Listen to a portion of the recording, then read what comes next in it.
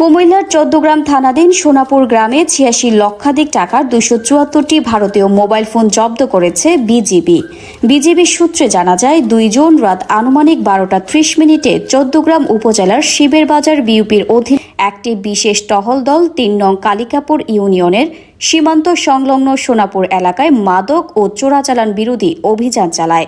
অভিযানে মালিকবিহীন অবস্থায় একটি ইজি বাইক সহ ২৭৪টি মোবাইল ফোন উদ্ধার করা হয়। উদ্ধারকৃত মোবাইল ফোনগুলোর মধ্যে ১৮১টি নতুন এবং ৯৩টি মোবাইল পুরাতন রয়েছে। এসব মোবাইল ফোনের বাজার মূল্য আনুমানিক ৮৬,৫৯,২৭৪ টাকা। বিজিবি জানায় জব্দকৃত মোবাইল ফোনসমূহ যথাযথ প্রক্রিয়ার মাধ্যমে কাস্টমস কর্তৃপক্ষের কাছে হস্তান্তর করা হয়েছে। কুমিল্লা ব্যাটালিয়ন ১০ বিজিবি জানায় সীমান্ত এলাকায় চোরাচালান ও আন্তঃসীমান্ত অপরাধ প্রতিরোধে নিয়মিতভাবে অভিযান পরিচালনা অব্যাহত থাকবে।